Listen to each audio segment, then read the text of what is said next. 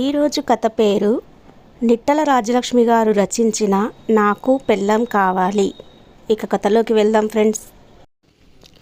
పవిత్ర, coffee ఇస్తావా అని కేకేశాడు శంకర్ వీధిలో అరుగు మీద కుర్చీలో కూర్చొని పేపర్ చదువుకుంటూ. అలాగేనండి అంది వంటింట్లో నుండి పవిత్ర. శంకర్ సాఫ్ట్వేర్ ఇంజనీర్, పవిత్ర కూడా స్కూల్లో టీచర్గా పనిచేస్తుంది. హైదరాబాద్లో ఉంటున్నారు. వారిద్దరికీ వివాహమై 12 ఏళ్ళు. కూతురు భావనకి 10 సంవత్సరాలు, కొడుకు విశ్వాస్కి 6 ఏళ్ళు. ఆ రోజు ఆదివారం అవటం వలన ఇద్దరు ఇంట్లోనే ఉన్నారు. పొద్దున్నే మార్కెట్కి వెళ్ళి వారానికి కావలసిన కూరలు, పళ్ళు, సరుకులు తెచ్చాడు శంకర్. ఉదయం నుండి వారం రోజులుగా ఉన్న బట్టలన్నీ వాషింగ్ మిషన్లో వేయటం, మళ్ళీ వాటిని ఆరేసుకోవటం, పిల్లలకు తలస్నానాలు చేయించటం, ఇల్లు సర్దుకోవటం, టిఫిన్ చేయడం అయిన తర్వాత మధ్యాహ్నం వంటకు ఉపక్రమించింది పవిత్ర. శంకర్ కాఫీ అడగడంతో కాఫీ పెట్టి భావనను పిలిచి నాన్నకు కాఫీ ఇచ్చిరా అంది. భావన ఒక్కసారి అమ్మ మొహంలోకి చూసి ఏదో ఆలోచిస్తూ కాఫీ తీసుకెళ్ళి వీధిలో ఉన్న తండ్రికి ఇచ్చింది. మధ్యాహ్నం భోజనాలు అయిన తర్వాత మళ్ళీ వారానికి కావలసిన టిఫిన్కు, వంటలకు అన్నీ తయారు చేసుకొని వంటిల్లు సర్దుకొని హాల్లోకి వచ్చింది పవిత్ర. టీవీలో శంకర్ పిల్లలు చూస్తున్న సినిమా చూస్తూ అక్కడే సోఫాలో నడుం వాల్చింది. అంతలో మబ్బు పట్టడంతో బయటకు వెళ్ళి ఆరేసిన బట్టలు తెచ్చి మడత పెట్టింది. భావన అమ్మను చూసి ఏదో ఆలోచిస్తూ మళ్ళీ సినిమాలో లీనమైంది. అంతలోనే బయట వర్షం మొదలైంది. పవిత్ర, వర్షం పడుతోంది, వేడివేడిగా పకోడీలు తింటే బాగుంటుందోయ్ అన్నాడు శంకర్. పవిత్ర మళ్ళీ వంటింట్లోకి వెళ్ళింది. భావన నాన్న వైపు చూసి మళ్ళీ ఆలోచనల్లోకి వెళ్ళిపోయింది. పవిత్ర ఉల్లిపాయలు తరుగుతూ భావనను పిలిచి ఫ్రిడ్జ్లో నుండి పచ్చిమిరపకాయలు తెచ్చిపెట్టుమనంది. భావన తన ఆలోచనల్లోంచి బయటకు వచ్చి నాన్నను తమ్ముడిని అదోలా చూసి వెళ్ళి అమ్మ చెప్పిన పని చేసి వచ్చింది. అందరికీ ఆదివారం, కానీ పవిత్రకి తీరుబడి లేని రోజు. ఉదయం నుండి రాత్రి వరకు ఎన్నో పనులతో స్కూల్కు వెళ్తేనే బాగుండేదేమో అనిపిస్తోంది. అమ్మను రోజంతా గమనిస్తున్న భావన మెదడులో ఎన్నో ఆలోచనలు. తెల్లవారింది. భావన లేచి వంటింట్లోకి వచ్చింది. పవిత్ర అప్పటికే స్నానం చేసి టిఫిను, వంట పూర్తి చేసి అందరికీ క్యారేజీలు సర్దుతోంది. నాన్న పేపర్ చదువుతూ టీవీ ముందు సోఫాలో కూర్చున్నారు. భావనను చూసిన పవిత్ర త్వరగా రెడీ అయి రావమ్మా, టిఫిన్ చేద్దు కానీ తమ్ముడిని కూడా రెడీ అవ్వమని చెప్పు అంది. అలాగే అమ్మా అంటూ స్నానానికి వెళ్ళింది ఏదో ఆలోచిస్తూ. భావన స్కూల్ నుండి తిరిగి వస్తూ దారిలో స్నేహితురాలు గౌరీ ఇంటికి వెళ్ళింది. అదే రోజు గౌరీ స్కూల్కి రాలేదు. భావన, గౌరీ ఇద్దరు 4 ఏళ్ల నుండి ఒకే స్కూల్లో కలిసి చదువుతున్నారు. గౌరీది చాలా పేద కుటుంబం. వాళ్ళ నాన్న కూలి పని చేసి వచ్చిన డబ్బులతో తాగి వస్తూ ఉంటాడు.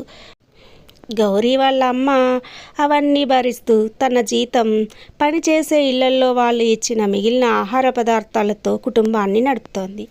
వంట చేస్తున్న గౌరీ భావనను చూసి రా భావన కూర్చో అంటూ అక్కడే ఉన్న స్టూల్ని దగ్గరికి జరిపింది. ఈరోజు స్కూల్కి రాలేదేం గౌరీ అడిగింది భావన.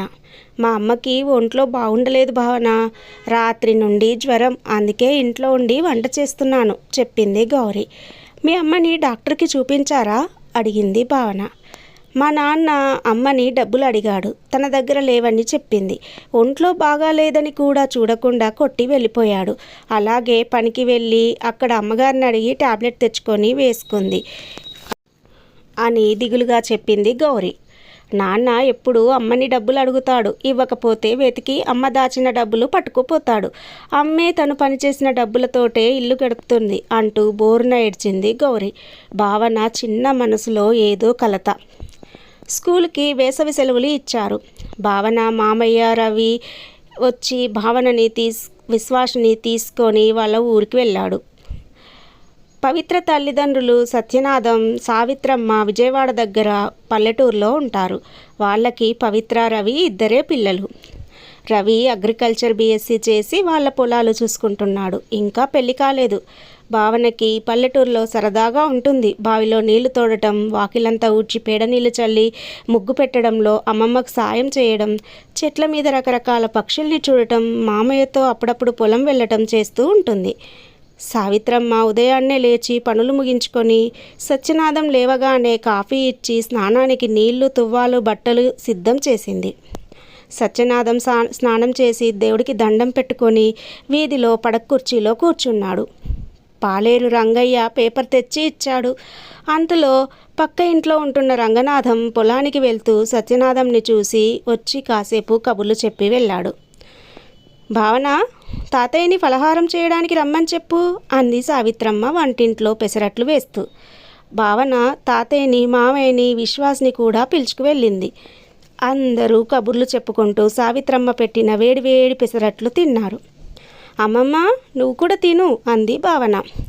నేను ఇప్పుడు తిననమ్మా, మీరు వెళ్ళి ఆడుకోండి అంటూ వాళ్ళు తిన్న ప్లేట్లన్నీ తీసి శుభ్రం చేయడంలో నిమగ్నమైంది. భావన అమ్మమ్మని చూస్తూ ఆలోచిస్తూ నిలబడింది. అక్క, రా ఆడుకుందాం అన్న విశ్వాస్ మాటలతో తేరుకొని బయటకు వచ్చింది. భావన, విశ్వాస్ పక్కింట్లో ఉండే కవిత, రాఘవలతో ఆడుకోవడానికి వెళ్ళారు. రవి పాలేరుతో పొలం వెళ్ళాడు. సత్యనాథం వీధిలో కూర్చొని మళ్ళీ పేపర్ తీశాడు. సావిత్రమ్మ వంటకి ఉపక్రమించింది. కాసేపు ఆడుకొని భావన, విశ్వాస్ ఇంటికి వచ్చారు. ఇద్దరూ అమ్మమ్మని అడిగి మామిడి పండు తీసుకున్నారు. తాతయ్యకి కాఫీ ఇవ్వమ్మా అంది సావిత్రమ్మ కాఫీ గ్లాసు ఇస్తూ. భావన మనస్సులో మళ్ళీ ఏదో ఆలోచన. సావిత్రమ్మ మొహంలోకి చూస్తూ కాఫీ గ్లాస్ తీసుకుంది. వీధిలో సత్యనాథం పొట్ట మీద పేపర్ పెట్టుకొని కుర్చీలోనే నిద్రపోతున్నాడు.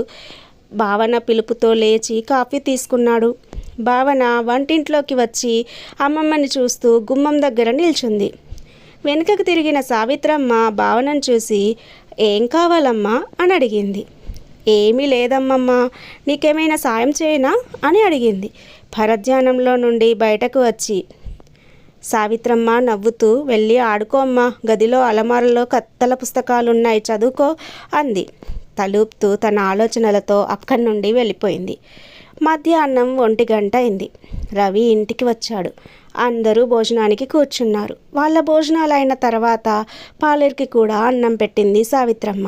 తను కూడా అన్నీ వడ్డించుకొని భోజనానికి కూర్చుంది. భావన వచ్చి అమ్మమ్మతో కబుర్లు చెప్తూ అక్కడే కూర్చుంది. భోజనం చేసి అన్నీ సర్దుకొని వంటిల్లు శుభ్రం చేసుకొని సావిట్లోకి వచ్చింది సావిత్రమ్మ. విశ్వాస్ మామయ్యతోటి అష్టాచెమ్మ ఆడుతున్నాడు. సత్యనాథం పక్కన మంచం మీద నిద్రపోతూ ఉన్నాడు. సావిత్రమ్మ కూడా గుమ్మం మీద తలగడ వేసుకొని నడుం వాల్చింది. భావన అమ్మమ్మని చూస్తూ అక్కడే కుర్చీలో కూర్చుంది. సాయంత్రం 4 గంటలయింది.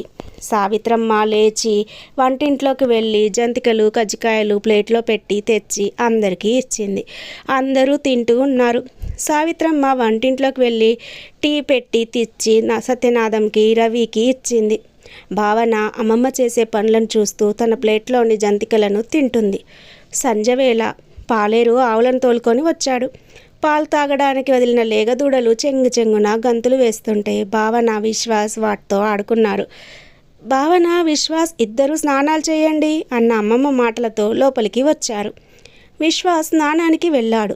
సావిట్లో కుర్చీలో కూర్చొని టీవీలో సినిమా చూస్తున్న సత్యనాథం, భావన మంచినీళ్ళు తెచ్చిపెట్టమ్మా అని అడగడంతో భావన వంటింట్లోకి వెళ్ళింది. అమ్మమ్మ రాత్రికి వంట చేస్తోంది. భావన తాతయ్యకి మంచినీళ్ళు ఇచ్చి స్నానానికి వెళ్ళింది.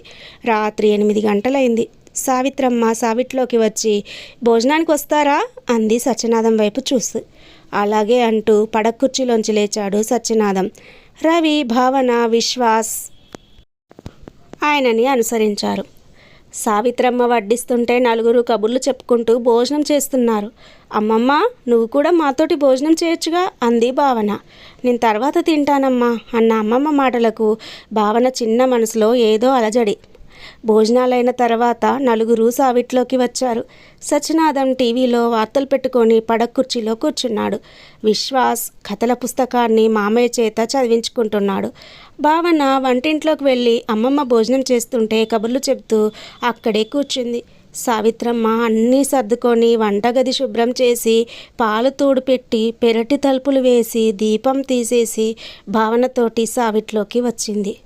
అమ్మమ్మ, పొద్దున నువ్వు దేవుడి దగ్గర పాడిన పాట నేర్పించవా అడిగింది భావన. అలాగే, పడుకునేటప్పుడు చెప్తాను అని సావిత్రమ్మ కూడా వార్తలు వింటూ అక్కడే కుర్చీలో కూర్చుంది. రాత్రి 9:30 అయింది. మామయ్య కథ చెప్తుంటే వింటూ అక్కడే నిద్రపోయాడు విశ్వాస్ని ఎత్తుకొని గదిలో మంచం మీద పడుకోపెట్టాడు రవి. భావన అమ్మమ్మ పక్కలో పడుకొని పాట నేర్చుకుంటూ నిద్రలోకి జారుకుంది. వేసవి సెలవులు పూర్తి కావడంతో భావన, విశ్వాస్ మామయ్యతో హైదరాబాద్కి బయలుదేరారు. భావన అమ్మమ్మని కావలించుకొని మనసు నిండా ఆలోచనలతో మామయ్యతో బయలుదేరింది. దసరా పండగకి శంకర్ తల్లి సుశీల, తండ్రి మాధవరావు హైదరాబాద్కి వచ్చారు. శంకర్ తల్లిదండ్రులు ఏలూరు దగ్గర పల్లెటూరులో ఉంటారు. వారికి అక్కడ ఇల్లు పొలాలు ఉన్నాయి. శంకర్ తండ్రి మాధవరావు స్కూల్ మాస్టర్గా రిటైర్ అయిన తర్వాత అక్కడే వ్యవసాయం చూసుకుంటూ పిల్లలకు ట్యూషన్లు చెప్తూ కాలక్షేపం చేస్తున్నాడు. శంకర్ అప్పుడప్పుడు వెళ్ళి చూసి వస్తూ ఉంటాడు. అతడు ఒక్కడే సంతానం వాళ్ళకి. భావన వాళ్ళకి ఎదురు వెళ్ళి నానమ్మను కావలించుకొని చేతిలో ఉన్న చిన్న సంచిని తీసుకొని లోపల పెట్టింది. పవిత్ర వచ్చి అత్తమామలను పలకరించి వంటింట్లోకి వెళ్ళి కాఫీ తెచ్చి శంకర్కి, అత్తగారికి, మామగారికి ఇచ్చింది. శంకర్ అమ్మ నాన్నలతో కబుర్లు చెప్తూ ఉంటే పవిత్ర లోపలికి వెళ్ళి వంట పనిలో నిమగ్నమైంది. విజయదశమి రోజున భావన పుట్టినరోజు. పవిత్ర ఉదయాన్నే భావనకి తలంటు స్నానం చేయించి కొత్త బట్టలు వేసింది. అమ్మ నాన్నలకు కాళ్ళకు దండం పెట్టి ఆశీస్సులు తీసుకుంది. నానమ్మ తాతయ్యలకు కూడా దండం పెట్టింది.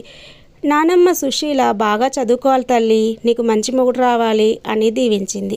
వెంటనే భావన, నానమ్మ, నాకు మంచి పెళ్ళాం కావాలి, మొగుడు వద్దు అంది. అదేంటమ్మా భావన, ఆడవాళ్ళని పెళ్లి చేసుకోకూడదు అంది సుశీల. నానమ్మ, నాకు పెళ్ళామే కావాలి. పెళ్ళామైతే చక్కగా అన్నీ చేసి పెడుతుంది. నేను హాయిగా కుర్చీలో కూర్చొని పేపర్ చదువుకోవచ్చు, టీవీ చూడొచ్చు, నాకు ఇష్టమైన పని చేసుకోవచ్చు. అమ్మని చూడు, ఇంట్లో మాకు అన్నీ చేసి పెడుతుంది, స్కూల్కి వెళ్తుంది, మళ్ళీ ఇంటికి వచ్చి మా కోసం అన్నీ చేస్తుంది. నేను, నాన్న, తమ్ముడు మాకు ఇష్టమైన పనులు చేసుకుంటాం. నా స్నేహితురాలు గౌరీ వాళ్ళమ్మ కూడా అంతే. వాళ్ళ నాన్న తాగి తిరుగుతున్నా పనిచేసి గౌరీని, వాళ్ళ తమ్ముడిని చదివిపిస్తుంది. వేసవి సెలవులకు అమ్మమ్మ వాళ్ళ ఊరు వెళ్ళానా, అక్కడ కూడా అమ్మమ్మే అందరికీ కావలసినవన్నీ చేస్తోంది. మాతో గడపడానికి కూడా టైం ఉండదు. నువ్వు కూడా అంతే కదా నానమ్మ. నాకు మొగుడు వస్తే నేను కూడా ఇవన్నీ చేయాలి కదా. అందుకే పెళ్ళాన్ని చేసుకుంటే నేనేమీ చేయనక్కర్లేదు. అందుకే నాకు మొగుడొద్దు, పెళ్ళాం కావాలి నానమ్మ అంటూ తన మనసులోని ఆలోచనలన్నీ బయటపెట్టింది భావన. శంకర్కి ఆ రోజంతా ఏమీ తోచలేదు. రాత్రి పడుకున్నాడే కానీ ఆలోచన అంతా భావన మాటల గురించే. భావన ఎందుకు ఇలా ఆలోచిస్తోంది? దీనికి కారణం నా ప్రవర్తననేనా? పవిత్ర కూడా ఉద్యోగం చేస్తున్నా ఇంటి పని పట్టించుకోకుండా, పవిత్ర కష్టం తెలుసుకోకుండా మగరాయుడు అన్న మాటకి సార్థకం చేస్తున్నానా? ఎంతసేపు నా అవసరాలు తీర్చుకోవడం తప్ప పవిత్ర రోజంతా ఎలా గడుపుతున్నదని గమనించలేదు. తనకిష్టమైన పనులు చేసుకోవడానికి తనకి కొంత సమయం కావాలని ఎప్పుడూ ఆలోచించలేదు. ఎప్పుడు తన ఇష్టాలే ఏమిటో తెలుసుకోలేదు. పవిత్ర కూడా ఎప్పుడూ అనలేదు. కానీ నాకు కానీ విశ్వాస్కి కానీ ఎప్పుడు ఏ పని చెప్పలేదు. బహుశా తను పెరిగిన వాతావరణం కూడా అలాంటిదే కదా. ఇటువంటి ఆలోచనలే స్వలింగ వివాహాలను ప్రోత్సహిస్తున్నాయా? ఈ మధ్య పెరుగుతున్న విడాకుల కేసులకు కూడా ఇదే కారణమా? భావనకి సర్ది చెప్పాలి. తనలోని ఈ ఆలోచనలని మార్చాలి. ఎలా?